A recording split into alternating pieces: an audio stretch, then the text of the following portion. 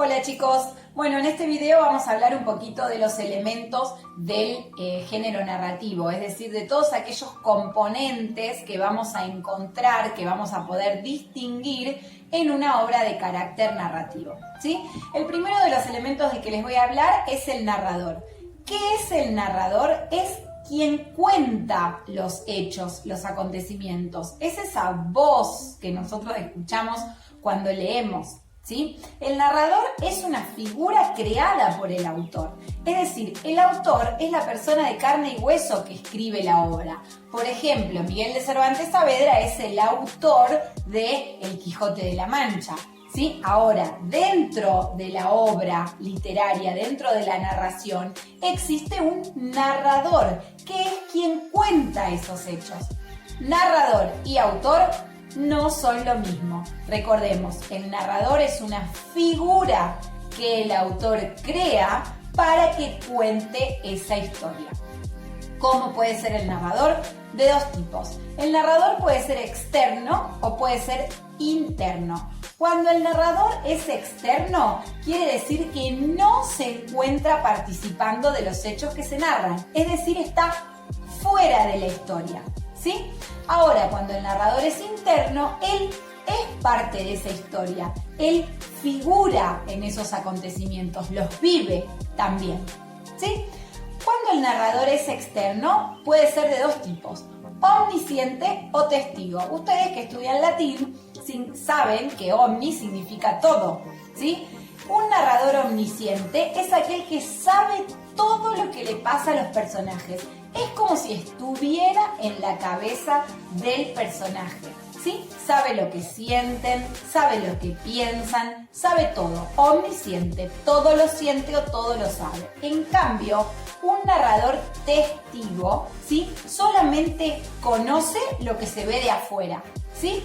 No participa tampoco en los hechos, recuerden, estamos en externo, narrador externo, pero además de no participar de los hechos que narra, no sabe nada del interior de los personajes, ¿sí? Es decir, que solo conoce lo que se vería de afuera, como si estuviera mirando la película de afuera y cuenta los hechos.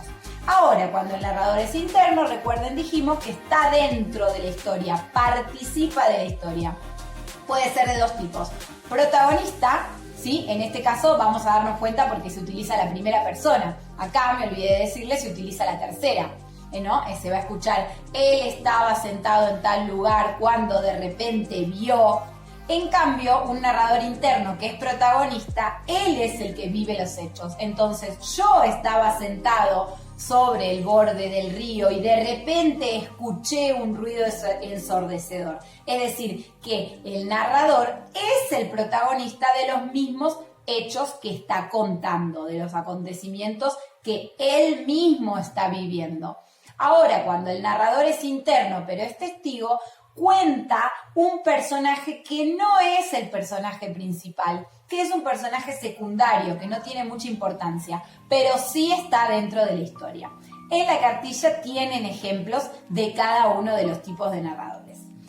¿Qué tienen que tener en claro? Cuando yo pregunto sobre el narrador, hablo de la figura creada por el autor, ¿sí? No me tienen nunca que mencionar cuando pregunto por el narrador al autor, que es quien firma la obra, quien la escribió. En realidad el autor es quien verdaderamente ha existido en este mundo y se ha dedicado a escribir esa obra literaria.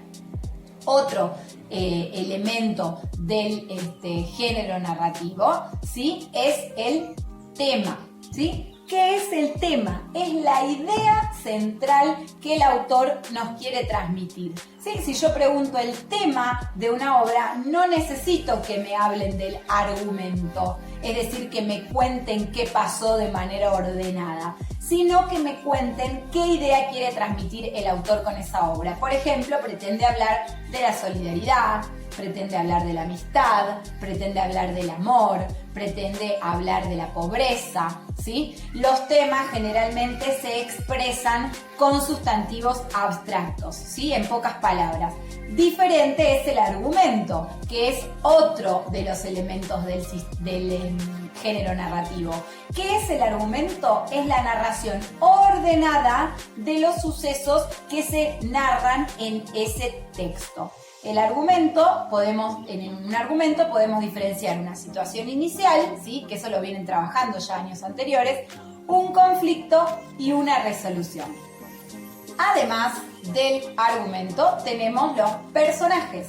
Los personajes son esos seres creados también, inventados por el autor, que viven los acontecimientos, ¿sí? Son aquellos que llevan a cabo las acciones que se van realizando en esa narración. Y son de 3 tipos. Tenemos personajes principales, son aquellos que realizan las acciones principales, que no se pueden suprimir de la historia. Después tenemos los personajes secundarios, que son aquellos que acompañan a los principales, pero se pueden cambiar por otros, ¿sí? Y después tenemos los terciarios, que son los que tienen menos importancia, es decir, están en acciones súper accesorias, en acciones que son de relleno en una obra. Y el último de los elementos del género narrativo es el marco. ¿Por qué marco? Marco como el marco del cuadrito, ¿sí? Enmarcar en un determinado lugar y en un determinado tiempo la narración. Una narración no puede suceder en todos los lugares posibles y en todos los tiempos de la historia. Entonces el marco la encuadra, la enmarca en uno determinado, un tiempo y un lugar determinado.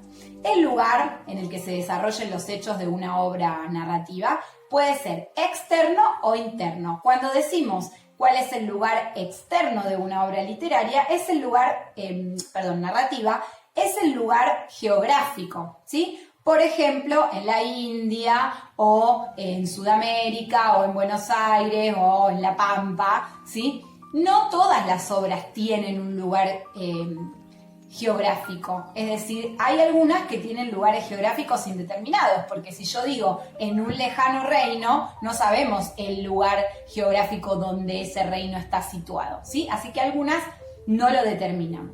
Ahora sí hay un lugar, un espacio, un lugar interno, ¿sí? Que es el lugar concreto. Entonces ahí tenemos una habitación, un castillo, la sala del palacio, etcétera. Cualquier lugar interno donde se desarrolle. Una choza, una aldea, ¿sí?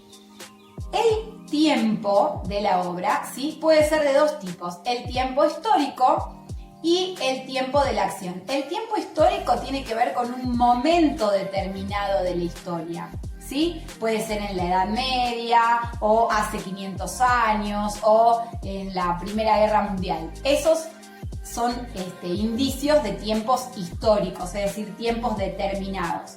Ahora, lo mismo que con el espacio exterior, no todas las obras tienen un tiempo histórico, porque si yo digo hace mucho tiempo, no sabemos cuánto es ese hace mucho tiempo, si 200, 300, 500 o 1000 años, ¿sí?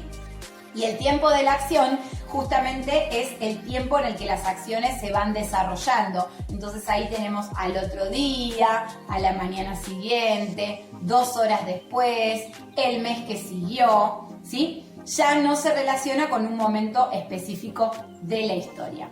Bueno, espero que haya quedado claro. De todos modos, toda esta teoría está desarrollada en la cartilla, cada una con ejemplos bien claritos y concretos. Igual cualquier cosa, estamos en contacto y me pueden hacer todas las consultas que quieran. Adiós.